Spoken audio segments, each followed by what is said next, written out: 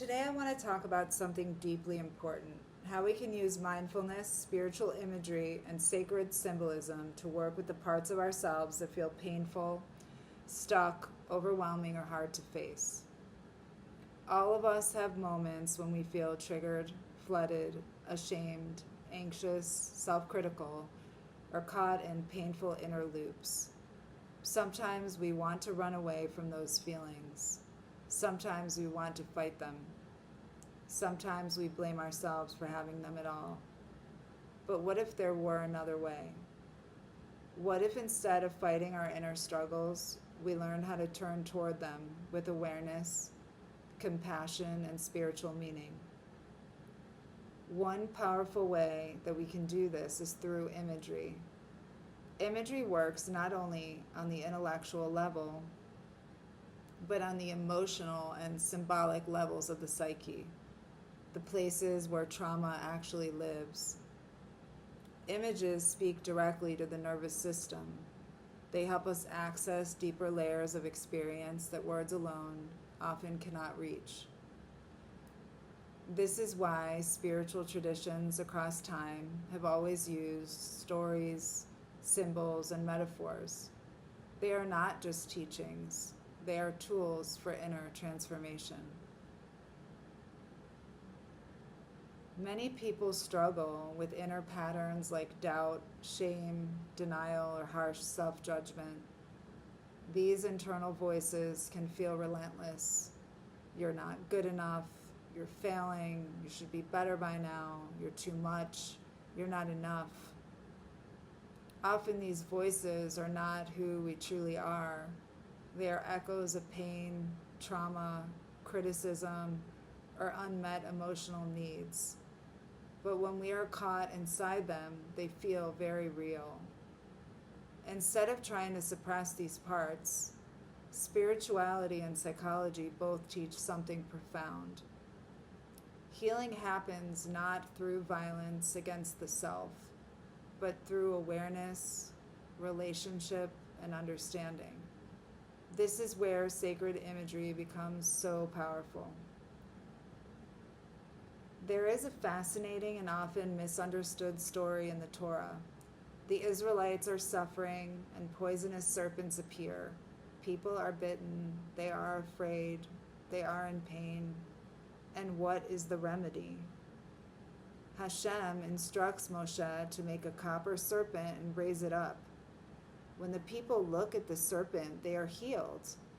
This is a radical teaching. The very symbol of danger becomes the instrument of healing, not by destroying it, not by killing it, but by looking at it directly. The healing comes through conscious awareness. This story teaches something deeply psychological and deeply spiritual.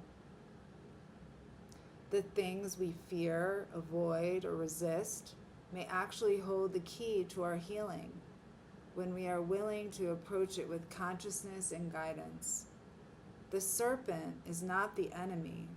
The serpent is the teacher. In many traditions, the snake symbolizes wisdom, transformation, and life energy. It sheds its skin. It moves close to the earth. It represents instinct, truth, and deep inner knowing. When we apply this to our inner world, we begin to understand something powerful. The painful thoughts, the doubts, the emotional triggers, the wounded parts of us, these are not monsters to destroy. They are signals. They are messages. They come from the Creator. They are parts of us asking to be seen, understood, and integrated. Even the uncomfortable parts of our psyche are still part of creation. They are still part of the soul's journey. They are not mistakes. They are invitations to deeper awareness.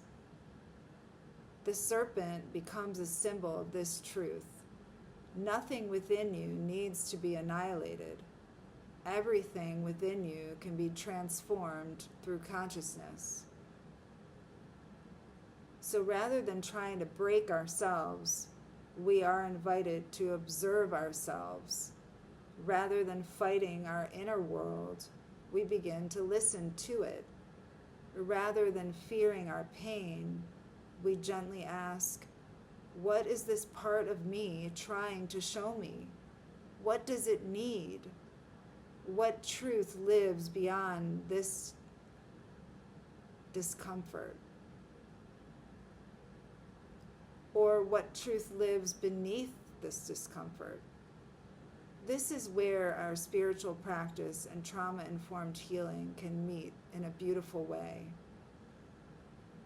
Now, if you would be open, you can gently close your eyes, or you can just soften your gaze and take a slow breath in and a long, slow exhale. And imagine that you are standing in a quiet inner space, not dark, not frightening, just calm and still. A place inside yourself where you are safe to explore. In this space, you become aware of a presence, the serpent, not threatening, not dangerous, just present, wise, ancient. You notice that the serpent is not here to harm you. It is here to help you see clearly.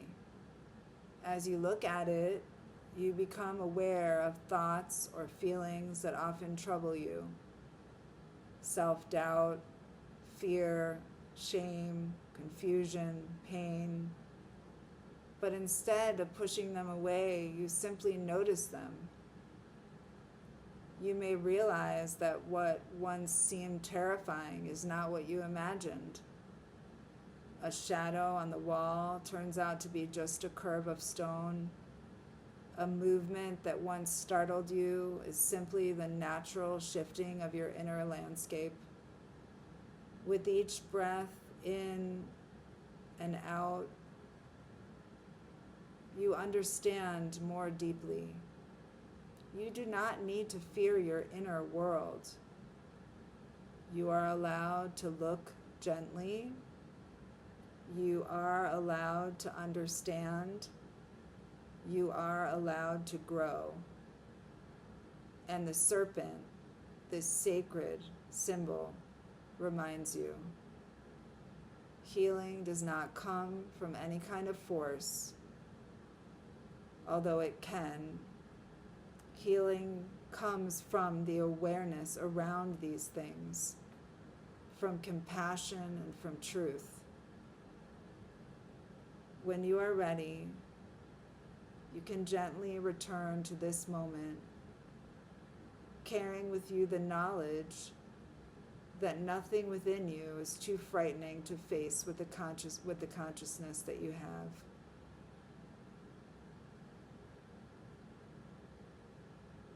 The message of this is not about destruction.